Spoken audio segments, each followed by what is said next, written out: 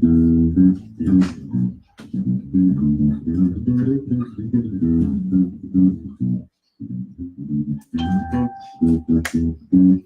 good, Larry. Sound good. All right, now. Remind me of those old times when you were Fat Larry then, right?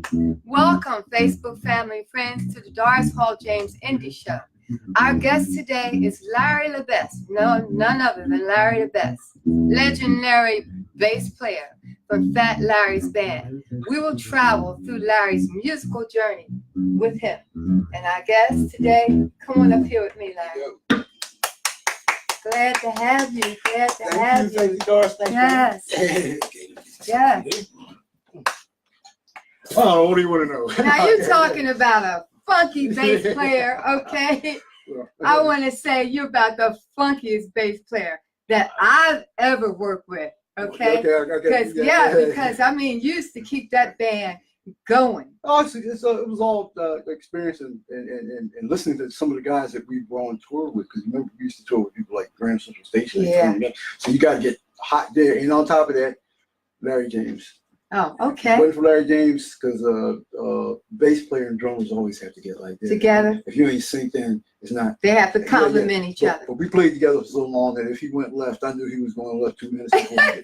Okay. Hey, all right. I mean, we had a really good time playing together, and that's what if you're going to be involved in bands or groups, that's what you should be: happy, enthusiastic, and ready have to do fun. it. And have fun. If it's not fun, Mm-hmm. it's not good. Okay. Okay. So let's go back into your musical journey. Tell me about how you got into playing and all. Yeah, tell me that. I come from a musical family. Everybody in my family plays. My mother, my father, jazz player, jazz pianist. My mother, classical pianist. My sister's pianist. All right. My brother plays woodwinds and saxophone. But we always had instruments all over the house, because Dad used to have all his friends over. Like he used to have people like Lee Morgan and Al Stafford, people like that. They used to always come over and had the instruments and stuff over there. So the first instrument I tried to mess with, okay, right, that was probably about 6 or so, was the drums. Right, I got pretty good. I got pretty good at drums at one time too. But my brother had a guitar which he completely wouldn't touch. Okay, right. So yeah, so it was acoustic. So what I would do is I would tap on the acoustic guitar and mess around with the notes, because I said, "Don't jazz playing notes. I'm gonna play some good too, not just beats." So eventually, my parents got me a guitar, and I got in like your first basement band. You know what I mean? Okay. So of course, the first basement band never has a bass player. You always have two guitar players, you know what I mean? So I got volunteered as the bass player, and took the string, just to tune them down low and start playing. After a while, and this is why I revere my parents so much. They saw that was the direction I was going in. Okay, right. Like my brother and my sister, they went to college. My brother's a minister. My sister retired now, but she used to work for a school system. I was the one that did into music, but I was into it from the door. Okay, started playing bass at 9. Okay. Oh wow. And my parents never ever had to say, "Brother, would you please rehearse, practice." No. Because you love that. Listen, you love what you were doing. Before I go to school, I'm playing. I never thought it was a practice. All I had was I had my bass in my lap and I was just going with it, right? Right? Go to school all day, come home, pick up the bass again, and keep on going till they get up. Like they might get up about 2 in the morning. Boom, boom, boom, boom. I ain't stop now. You can start. All right. I played and that was like the only thing that I really, enjoyed. I mean, I enjoyed a lot of other stuff, but that was the only thing that nobody ever had to tell me to do. Okay, because I was just going to do it. If I'm watching TV, I would have my instrument on, and all you students, y'all listen at this, right? Okay. Listen, when you're sitting there watching, when you're watching TV, have your instrument in your lap. when you're sitting at dinner, if you can get it past your fork, have your instrument in your lap. Okay, have it nearby because yes. Because first off, you're not gonna love music if you don't like playing. Okay, all right. A lot of guys, especially guitars and bass teachers, tell students that it doesn't matter if they get an excellent instrument. If they got an instrument with a bowed neck and you could put something in, shooting arrows with it. They say it's good. It helps make your hands strong. No, don't get an instrument that you're not going to enjoy playing. All if right. you enjoy playing it, Listen then now. you're going Yeah, to listen, keep playing Facebook, right. and you're going to play it all the Okay. time. If you enjoy playing it, Mm-hmm. it should not be a challenge or a chore Or to play. headache. To play. Yeah. If you get the right instrument and you're playing and it does become a chore, then music is not your forte. Okay. Go do something else. Okay, you know All what I mean? right. It's better go do something else only, because if you're not ready and you're not actually prepared to do this right, you will break your heart. I want to ask you something now. You know, some parents that they kind of decide what instrument or their kids should play. I mean, how does that work? How do you work that with the parents? Well, I was when I was doing a short stint, I did a short stint in teaching, like master classes. You talk to students that are coming up. I had to always balance, what I was going to tell them with the fact that for me to get my instrument right, I had an advantage. I was around from the time I was a kid. I was around musicians. There was always instruments around me. It wasn't a matter of my parents telling me which instrument to get. The instruments was there. Which one do you? Do you want to go drum? You want to go piano? And I never. So I'll tell you about piano later. But piano or something else. I made my choice, and when I made my choice, they backed me 100%. Right? Okay. If a parent says my kid looked like Jimi Hendrix, I want him to play guitar, but he might be the greatest drummer in the world. Right. Right. And he may not go there because you pointed him in a frustrating or wrong direction. Right? You may just don't do anything. Music come natural. Right. And also another thing is this: if a child is talented in music and you don't box him, you don't box him. Okay. Right. He may grow up to play 10 instruments. Right. He may become a great arranger because he can play and he knows others because nobody told him that he had to do one. Okay. So parents, that's good information for you. If you have children that are interested in playing an instrument, in other words, you kind of got to let them choose what instrument that they want to play. And don't make them play the instrument that you want them to play. Mix them. Give him a chance. Don't box them. Don't put them in a box. Okay, put them in a box is the most frustrating. Okay, yeah. All right. Let me just say hi. Gilbert is telling me to say hi to. Oh boy, first thing that goes your eyes, right? Oh, Kenny Jenkins. Hi, Kenny. How are you? Good. And Joe Dip. I can't spell that. Oliver Brown, Donald Draft, Jim Bob, Chastity. Hi, Chastity. And Butch Ingram. Hey, Butch. Good to see you. I mean, good to see you. Tell your brothers I said hi. I haven't seen them in a long time. I'll be out there. I'll be back out in a minute. Just relax. We got a few personal items, things to take care of musically, but I'll be out there in a minute. Well, tell me now, how did you get with Fat Larry's band? Ooh, that was a heck of a story. That was a story, huh? I was with a group called City Hall, right? I'm talking about these the guys I was playing with, right? Butch and Herb Smith and Chappie Washington and Frank Bass, Frank Bay.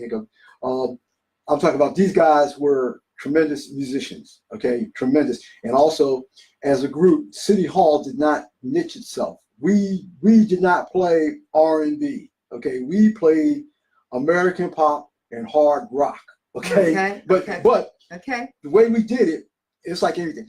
The way we did it, we could play almost anything, but it was always danceable and always groovable. Right? Chappie played hard rock. Oh yeah, please. Yeah. What's the name was on his back one time?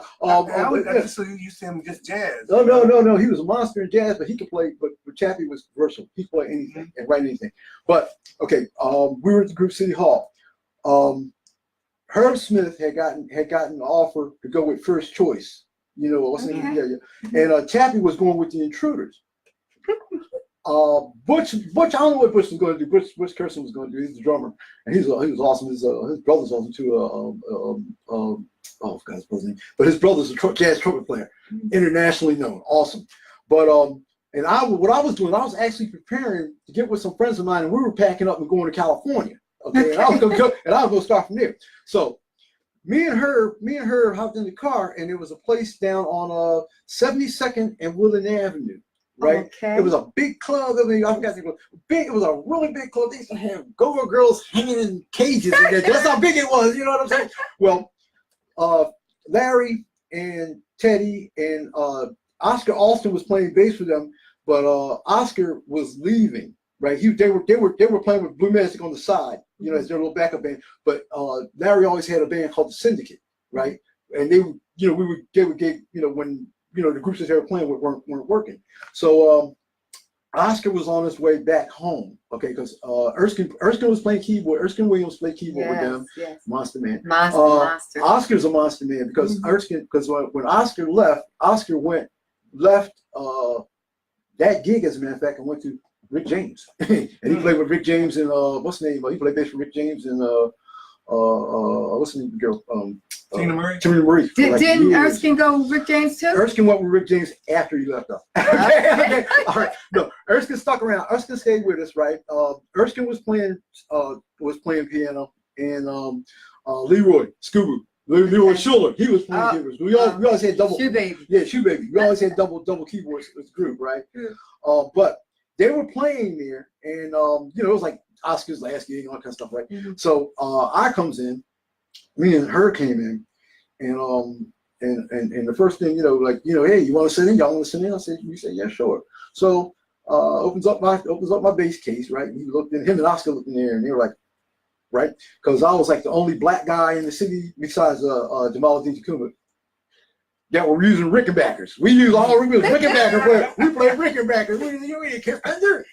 We played Rickenbackers. What are you talking about? So he said, yeah, we played Rickenbacker. And then we started to jam. And at that time, because I was playing with rockers, I was playing with a pick. Okay. So I'm good. So I'm hitting funk grooves and all that kind of stuff with a pick, and that's like, yeah. Right. And then we started doing pure funk, you know, slap funk, pure funk. We was kicking that. So we had a really, really nice time. Didn't even notice the audience. I mean, we were just jamming together. So when we finished, Larry pulled me aside and said, listen, man, he said, I know that you're coming from a band. He said, I know how that works. He said, I'm trying to put a band together that's going to record and everything. He said, but to get there, we're going to have to work with another group.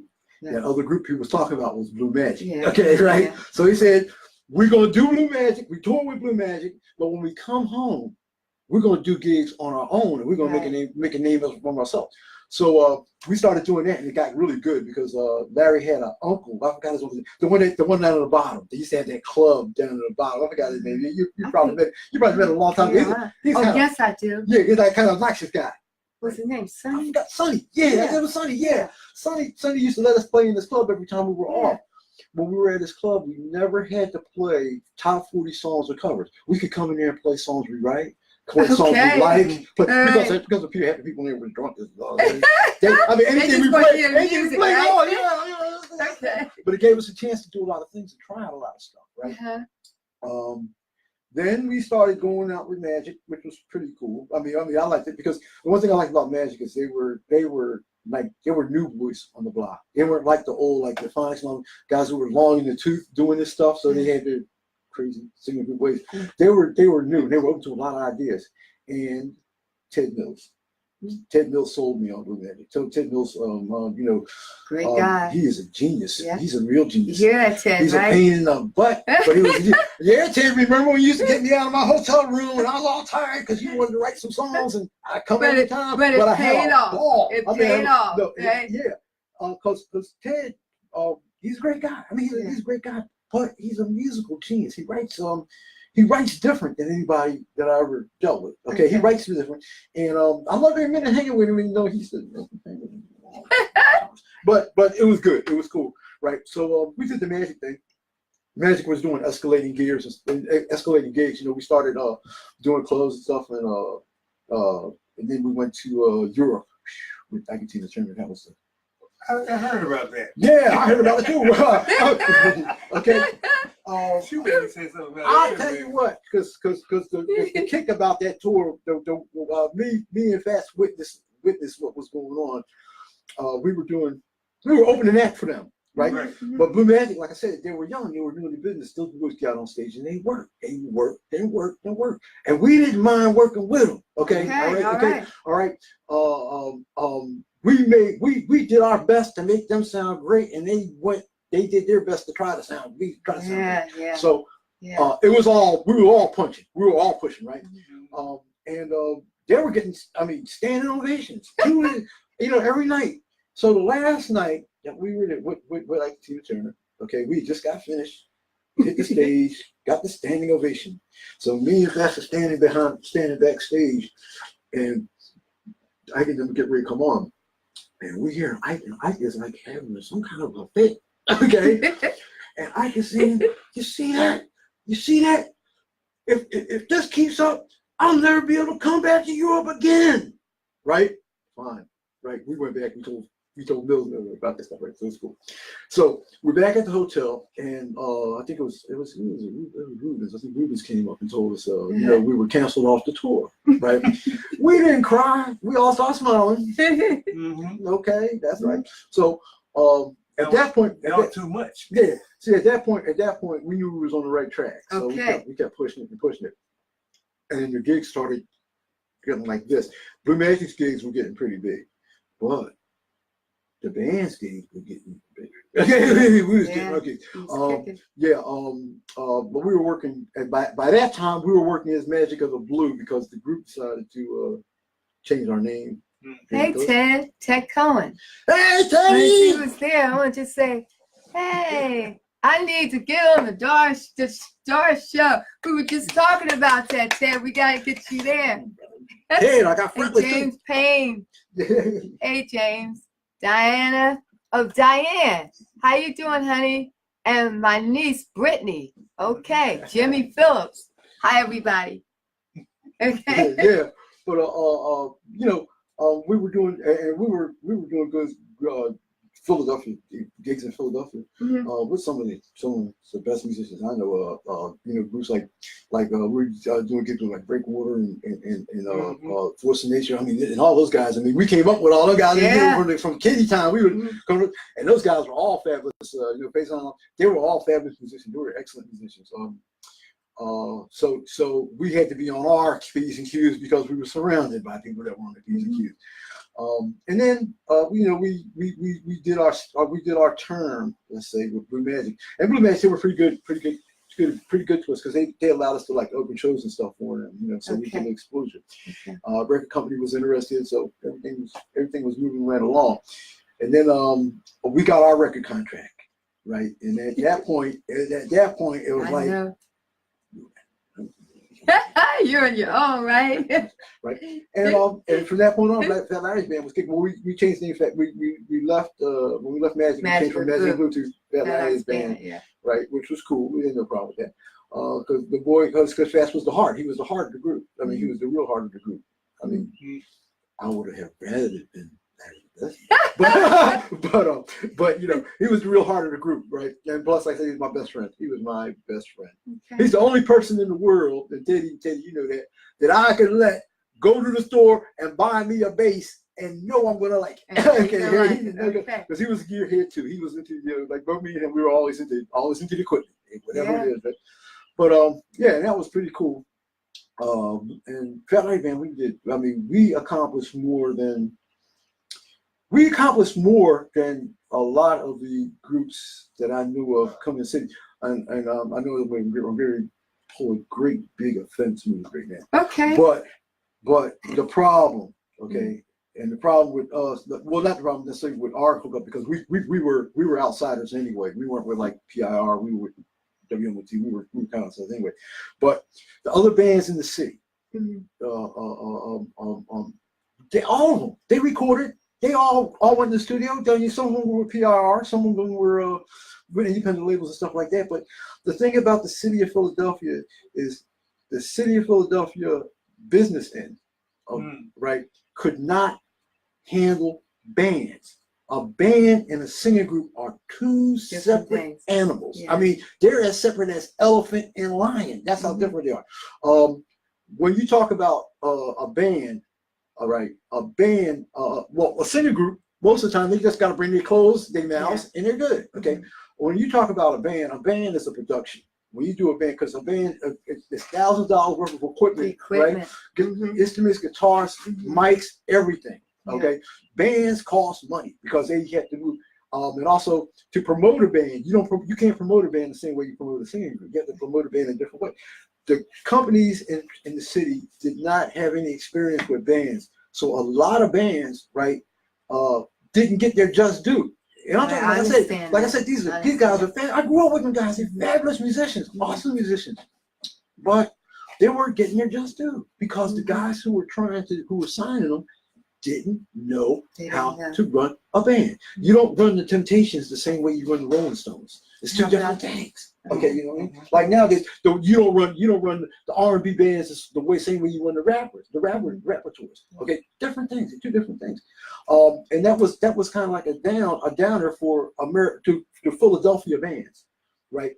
And the reason why I can even say this really is that when it comes down to Philadelphia musicians, if you check out the tours that are out right now, that are on the road right now, and back then, every major group has at least one or two Philadelphia musicians with them. Yep. Okay. Yep. Right.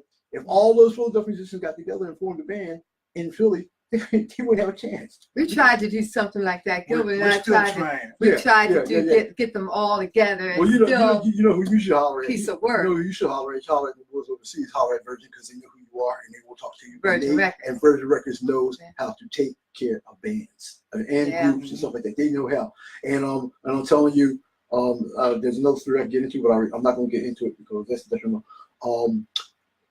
Having been in touch with Virgin overseas under the situation we know about, right? I have talked, and me having talked to them personally, I know how much enthusiasm they have for us coming out and dealing with them. But if the situation hadn't the situation hadn't worked that way or whatever, I'm not going to get into it. But I would have jumped into it, but I would have had to jump back out because I spent a certain number of years taking care of my parents. Because, I stopped everything, life, and I took care of them. You know why? Because I would not have gotten there without them. Amen. No, I'm not talking about them having me. If they didn't stand behind me, every decision, musical decision, career decision, if they didn't stand behind me, right, I'd have been like lost. Okay, but they were there. I always knew they were going to back me up. Okay, if I wanted to, they'll back me up. Okay, so when their time came, they both got really sick. Right, the least I could do was to take care of them. And unfortunately, like my sister said, I must have did a better. I must have did a good job because when we first got with them, they were supposed to die within a certain number of years, and I took care of them. And they both my father and my mother lived well into their 80s. Okay. That's because you know what? Because they had nothing to worry about because I was doing old. All right. And that's why you're still being blessed today. To be able to still do your music, but and all the things that you're doing. But I'm gonna be honest with you. I have a personal thing about that because, people saying, they say I come from a blessed family because we're strong Christians, right? I feel myself personally by taking care of my parents, I wasn't doing it for blessings or anything like that. But the great thing that I was doing was I had the luck and the blessing itself of being able to participate in someone else's blessing. Okay, right, okay, all right. They didn't want to leave their home. They didn't want to go into no crazy stuff, right? If they can live their lives out to the end happy, and I can contribute to that, that's enough for me. That's blessing enough for me, right? Okay, everything else coming down the pike. Well, when you were your father and my mom were sick the exact same time, so you and I went through the same thing. You know that. But that's a good thing. I never thought of it as an obligation. I thought of it as a privilege. It wasn't an obligation. It was a privilege. We do the same thing. On top of that, here's the other thing, and here's the selfish part of the situation. My greatest music teacher has always been my father. My father took me all the way to the point where we took me there. So then when I took care of him, we got into the final portion of my musical education, which is very strange. What he did was he had, since I was a kid, he had been teaching me theory and composing and all that kind of stuff, right? But at the end, what he taught me wasn't how to do music better, right? But why you do what you do. right? How you know how it's. I'm not a lyricist. I'm not a poet. I mean, I can think it, but I'm not a poet. I can ramble. But by understanding, right, that music is in its own self a language. As a musician, you can learn to speak to people with just your music. You can express sadness by using this set of chords. You can express happiness by using these type of chord changes without saying a word, right? And he said, this is what makes guys great. He said when they start learning what they learn, and then they're able to use it to express themselves. Now you did some songwriting too, right? Yeah. Okay, so you did some songwriting on Fat Larry's album, right? And with those songs, how did you feel about that? Because was that something new for you? Because you all were playing the bass. Now you were going into a different part of your musical journey. It's a funny thing, especially with the songwriting crap. I'll tell you, it's a really funny thing because most of the time, a lot of the songs we came up with, right? A lot of they came up in like a rehearsal when we sitting around, we just jamming. If you ever heard the words, the lyrics that we put to some of the songs, if you heard those lyrics, our albums would have had the big stamp for mature audiences only, right? And then because of the image of the band, we changed the lyrics to make it real nice. But we all had experience in songwriting because we would just write songs off the top of our heads, and some of them we would take serious enough to record, and some of them were just some of our just grooves and but we never. That's part of the fun thing. We never went into a thing whereas we were like into demand, like, oh, we got an album coming out. You guys got to write 18 songs in 6 weeks. That ain't gotta be nothing. If it's not fun, if it's a job, then you change up, start another band or do something else. But it was always fun. So it was easy to write. It was very easy to write. And you worked with Frankie Smith? Oh yeah, Frankie was but that was a Frankie Smith was a wild thing. Let me give you a rundown on that. Double Dutch Bus? Yeah, we were recording the what's the name of the Space Now album? Space Now. What's Space Now? No. We were doing the one with Act Like You Know on it. We were doing the one with the prison suits on. The one with Zoom on it. I can't remember. I see it, but I can't remember. Well, we were doing that album. Okay.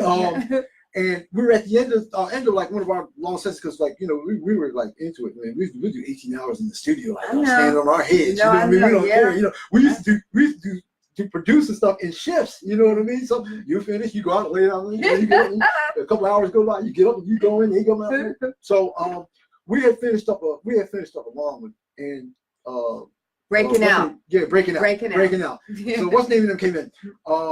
I can't remember if it was Rubens. I believe it was Rubens. Came in. He came in with Frankie Smith and Bill Bloom and said, listen, I got to get this guy's song, got to get down. Yeah. Got on it, right? So, since we're on your and you're already set up, why don't you guys go in and, hook it up? So we sat down with Bill Bloom and with Frankie, and they went over and we kind of worked it out. I mean, the groove that he had, the rap that he had was awesome. It was easy to put it together. So it was me and Fats and Teddy. We went in and Bill Bloom on keyboards, and we knocked it out. We just did it. We like, yeah, it's cool. So, we heard it on the radio. We knew it was coming out. And then I don't know if you remember this. Yeah. Meeting me at 40th and Market with the gold record for Double Dutch Bus. Did I do that? Yes, you did. I've seen it a long time. Right. And I didn't know what it was. It was a package. You just gave me a package. I took that sucker home. Opened it up, and I'm like, damn it. We just got finished working like 3 months. Working on our album, we just did one little quick song for this guy. Gold record already. What the? You know what I mean? But it was cool. It was really cool because they were good people. Frankie and Bill were okay. And his record was like to the point for what was going on. It was decent. It was decent. Frankie's all right. Well, do you still have your studio? Tell me what you're doing now. Well, actually, it was since my parents died, because of an injury that I have, I can't keep a 4-bedroom house because I can't get around in it. Steps are dead for me. I mean, steps kill me. And plus, I'm getting ready to make some other moves. So rather than, and also I knew some things about the house that I was going to take on, because it was going to become a money pit for me. I would have been putting all my money into bringing the house up. So I said, okay, let the house go. Get myself well, actually, I was trying to get a 1-bedroom apartment downtown, but it's impossible. 1-bedroom apartments almost impossible, because a lot of millennials don't get married or buy houses now. They just get a house to go to sleep when they go to 6 jobs. You know what I mean? So I was able to get a 1-bedroom, pretty nice, pretty large 1-bedroom. So I had a studio in my basement, big studio, right? Okay. And I have to thank my neighbor, my neighbor and good friend. Oh man, I forgot. Got his name.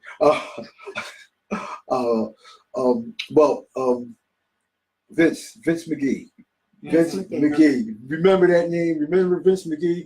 Remember Urban Folk Foundation? Because that was an organization that he lived across the alley from me, actually, right? And he never knew that I was a musician. I never knew he was a musician. So one day we came out in the backyard, and I heard him playing a bass on his front porch, and I came out back and said, "Let me show you something," and I showed him this, and then he said, "Let me show you something." Took me downstairs. This man had a whole basement set up, whole studio down there. Oh, yeah, I know that. I know you went crazy then. Yes. So, so what he did was, so what happened was, his cousin is Vi Davis, Vidal Davis, producer, owns Studio 609. Okay. So he would get the equipment that Vi would, when he would be redoing the studio, right? He wasn't running around trying to sell it on eBay. He'd give it to his cousin, right? And then eventually I would buy it from his cousin. If he would have double something, I would get that. So eventually I built up a whole complete studio. So now, big stuff too, I had a lot of stuff in. So what happened was when Dad passed, and I had decided not to keep the house, and I wanted to move to a 1-bedroom apartment, right? I just sold everything. Because what I said was this is the 21st century. I can get a lot of stuff with the proper footprint, you could say, like the right size to do the same job. So what I did is I got rid of all my plugins. I got rid of all my outboard equipment, got rid of it and bought plugins, right? Broke down to one DAW. I used PreSonus Studio 3.1, Studio 1.3 professional version, the professional version. I use a PreSonus interfaces for the instruments. I use PreSonus Fader Port 8 as my mixer, and it's all can fit on one little table. As a matter of fact, I can pack it up in a little bag and record at your house, and record it. The only thing I don't have is I'm going to end up getting some small power monitors, because I have all big monitors and I'm running them off of a 2,000 watt power amp in my apartment. In my apartment. So as soon as I get the portable speakers or power speakers, then if I want to have somebody play on something that I'm working on at the crib, I can just pack the whole studio up, take it over to their house, and record them at home. That's fantastic. That's fantastic. And it makes the whole system a little bit more manageable. Okay, so are you planning to do some recording now? I mean, what's your plans? My plans are first to get the family stuff off my neck, and it's like I said, archive my dad's musical manuscripts, and getting my catalog together. Okay, because I've done a lot of writing songs, and then I've done songs for like Taxi. Taxi's a little Taxi. They work different than they're an AR service. They work different than you would if you were a regular songwriter, right? You pretty much get paid for the song, everything right then and there. Okay, when you sell to a manufacturer, if you sell to somebody that has a commercial, okay, the money isn't being made by the music. It's being made by the product of the commercial. So Okay. they don't need to have running royalties and things like that. So they just outright buy the material. So I have quite a few songs and stuff that I use for that. Do you still own them? No, not right now, because No. I'm neck deep in trying to get No, I you mean, don't. when you sell it to Taxi now owns it. Yeah. Actually, they own it. The people who The commercial, oh, the, yeah. the commercial entity owns it. You know, that's their music. You know. Okay. But it works. That's the way songwriters been doing that. Songwriters been doing it like that for thousands of years. I mean, you know what I mean? If you're a good songwriter and you're a capable songwriter, you can always write another song. You know? Well, let's show Facebook family. Let's take a second show them this bass, because you design basses now. You do that. Yeah. Well, let's just show that too. This is actually, Can you guys see this? Yeah, this is a Traven, but it's not your current Traven. This Traven was bought when Traven was still building their instruments in the United States. Now they build them in Korea and the Philippines. Okay. The build quality is a lot different in the new Travens than it is for the ones that were built in the United States. Okay, all right, solid, good build quality. It's a solid instrument, but the selling point for me, right, was it has what I require out in a bass. Okay, heavy bridge, very heavy bridge. Okay, brass nut at the top, so all my strings sit on metal. They do not touch wood. My strings sit on metal, so the tone is metal. I learned that from the grand piano. The grand piano frame that sits inside a grand piano, those piano strings sit exclusively on metal. That's why they got such a rich tone, right? And I have to give credit where credit's due. That idea of having your string sit on metal, that's an Olympic idea. Okay, that's what. Is it heavy? Can I hold it? Oh yeah, this is actually 14 pounds. 14 pounds. Okay. It is heavy. Yeah. Am I holding it right? Yeah, you can hold How it. do I look? Do you think I could play it? Yeah. But you look nicer with my fretless, but. Oh, okay. All right then. We want to show this off. Yeah, but the other thing is that the other main selling point to me, and it's also it's a modification that I get in basses, is this bass is a 4-string, right? But it has a 35.5-inch neck. The neck is a regular standard, like your standard basses. The neck is a 34 inch. That's the neck up here. Yeah. All from 30. The 35 is measured from the contact bridge to there. This area here is 35 inches. The reason why I do is because I like the down tune. Okay, I like to tune my bass. I like to tune a lot of my basses B-E-A-D, right? But with a 34-inch neck, I was getting like a flap, kind of a flap. You know, when I tuned the E string down low. Okay, and the other thing is that I use a super light gauge of strings. I mean, these are lighter than Slinkies. I use a 90, a 95, 75, 60, and 40, which makes my G string on my bass thicker than the E string on my guitar. Okay, and I use Slinkies on my guitar. Okay. Right. But the thing is, using the light strings and a 35's neck, it retains the tension. Okay, it retains the tension of the strings, so the strings aren't like with standard strings like a 105, right? You get it would be stiff. It would be on the 35. She's stiff, but if you tune it down to B, it maintains that stiffness. It doesn't get flappy, right? But with the super light gauge strings, what it does is the light gauge strings help you maintain the bend, right?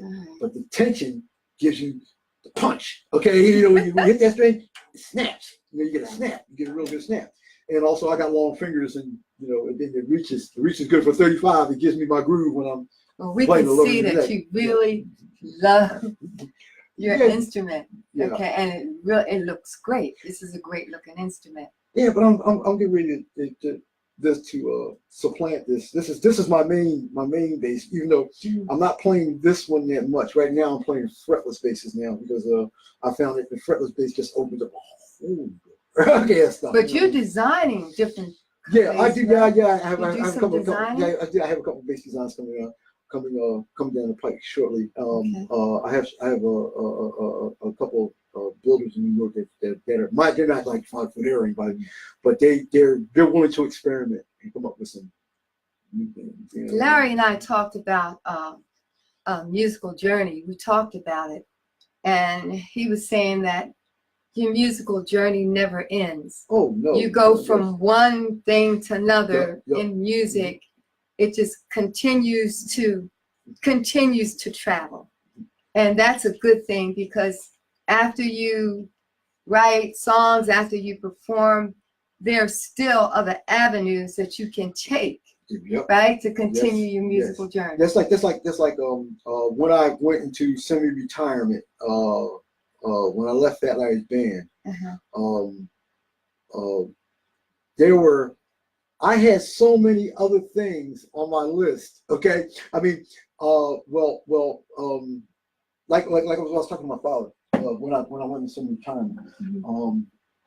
He was asking me about, did I feel like I was going to miss the constant, which means that your music all the day, every day. If you're not playing, you're doing interviews. If you're not giving interviews, you're doing consulting on you're doing this all the time. He asked me, he said, do you think you're gonna miss it? I said, hell no. I said, why? Because when I think of music, I think in like 50 different directions. I think in arrangement. I think in instrument building. I think in producing. I think in writing. Yeah. I think in amp design, amplifier. I'm working on that, studying that now, designing tube amps and stuff like that. Because I'm a tube amp. Amp designs, bass designs, but mostly bass designs because I always wanted an instrument that I like to play. You know what I mean? And so I found that I had to make it like. The original guts in this thing I ripped out. This doesn't even have the original preamps and stuff in it. I'm using AGC super filters in here now. Okay. Right? Which is a little bit different than a preamp. Basses like Olympics and Val Pros and let's say Fodera uses preamps.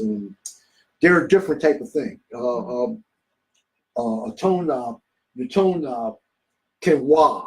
That's out there because it's not a tone knob, it's a filter. Okay, so you can turn it off, but you learn all that, and if you love your instrument, there's no part of your instrument that you're not gonna want to study, like that. Yeah. You're gonna do that. I mean, I have ruined relationships. Well, our time is about running out now. Yeah. So, is there anything you want to say to our Facebook family and friends? Do you want to give them any kind of advice? Any kind of advice? Yeah, I mean, you were great with the telling the parents about letting their children choose the instrument. Yes, that's some great stuff. I think that's the most important thing. Most musicians though that are in my age range, I guess, they pretty much have our ideas of what they want to do. The key is the younger guys. Okay, the younger musicians. You have to. If you're a younger musician, remember, don't think in a box. Think 360 degrees. Okay. Don't sit around and listen to Victor Wooten to play like Victor Wooten. Learn what he plays and then incorporate what you learn from him into your style. Because Victor Wooten is not going to want to play you. Okay. Okay. Not until you excel. Okay. Right. So anything you learn all you can. Right. But don't copy. Just incorporate it into what you are, and that'll make you great.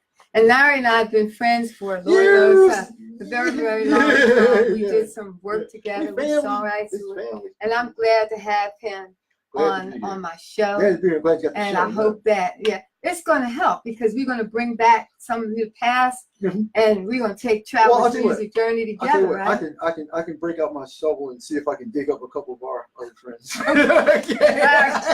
And I want to say thank you to Lewis King, Kevin Moore, Sammy Jones, Francis Harrison, Gilberto Cruz, Russell Dabney, and Ted, Neil Poppy, and John Chamberlain. Okay, we want to say hi. We want to say thank you to all our family, our Facebook family and friends. And you can always reach us at info@simplymusic .com. If you And got this- kids, send them to Simply Music That's School. right. We You teach. got kids, they We teach music teach at the music kids. school. We do everything. You got And music. this show is produced by Gilbert Lomax Jr. And this same program is going to be played on the audio on Philly Live Radio, and it comes on Friday at 7. at 7.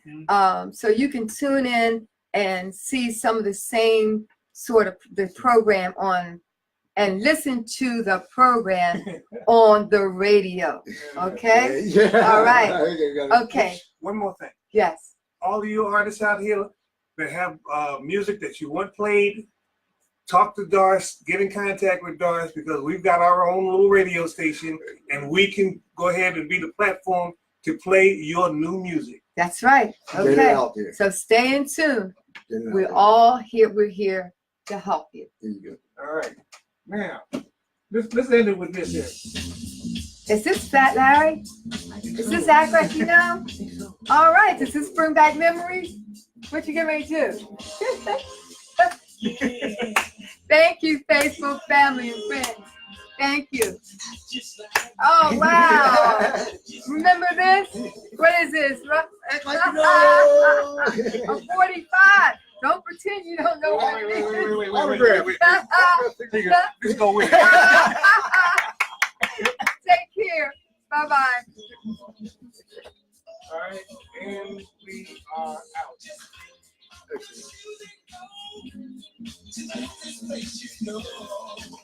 This kind of stuff. Go ahead.